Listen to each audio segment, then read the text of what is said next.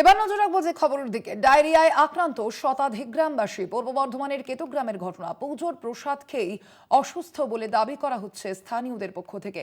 পরিস্থিতি নিয়ন্ত্রণে তৎপর প্রশাসন ও স্বাস্থ্য দপ্তর।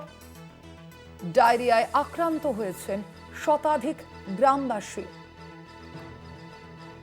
পূর্ব বর্ধমানের কেতুগ্রামের এই ঘটনা।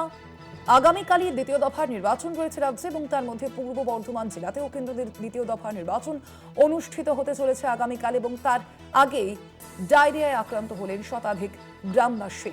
পুজোর প্রসাদ খেয়েই অসুস্থ বলে দাবি করা হয়েছে স্থানীয়দের তরফ থেকে। চন্দন সেনগুপ্ত প্রতিনিধি রয়েছেন ফোন লাইনে। চন্দন, কিভাবে এই ডায়রিয়ায় আক্রান্ত হলেন এই শতাধিক গ্রামবাসী, কি জানা যাচ্ছে এ বিষয়ে? দেখো স্বর্ণালী, কেতুগ্রামে একটি পুজো ছিল। সেই পুজোটা ছিল মুরগ্রাম, কেতুগ্রামে 1 নম্বর ব্লকের মুরগ্রাম গোপালপুর গ্রাম পঞ্চায়েতের অন্তর্গত কাটুন্ডিডাঙ্গা গ্রামে। সেই পুজোর প্রসাদ খায় গত 3 দিন আগে মানুষ। তারপর থেকেই একটু একটু করে দেখা যায় বেশিরভাগ যারা এই প্রসাদ খেয়েছিল প্রত্যেকের বাড়িতে 2জন 3জন 4জন করে অসুস্থ বোধ করতে থাকে।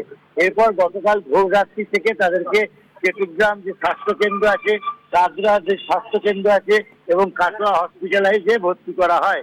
এরপর দেখা যাচ্ছে আজকে সকাল থেকে যারা ভর্তি হয়েছিল তারা তো বটেই, পাশাপাশি প্রায় 100 জন মতন আরো অসুস্থ হয়ে গেলে তাদের তড়িঘড়ি কাটোয়া মহকুমা হাসপাতালে নিয়ে আসা হয়।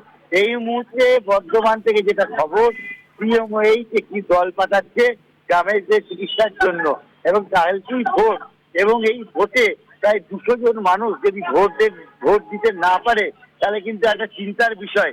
সেই দিকেই তাকিয়ে কিন্তু প্রশাসন উদ্যোগ নিয়েছে যত তাড়াতাড়ি হয় এদেরকে সুস্থ করে তোলা, এবং কেন যে এই প্রসাদকে এরকম ঘটনা ঘটলো তারও একটা তদন্ত নির্দেশ জারি করেছে প্রশাসন, এমনটাই যা সূত্র মারফত খবর। তবে যেহেতু খবর পাওয়া যাচ্ছে প্রায় শতাধিক নয়, প্রায় 2 শতাধিক মানুষ আক্রান্ত হয়েছে এই ডায়রিয়াতে। স্বর্ণালী, ধন্যবাদ তোমায় চন্দন।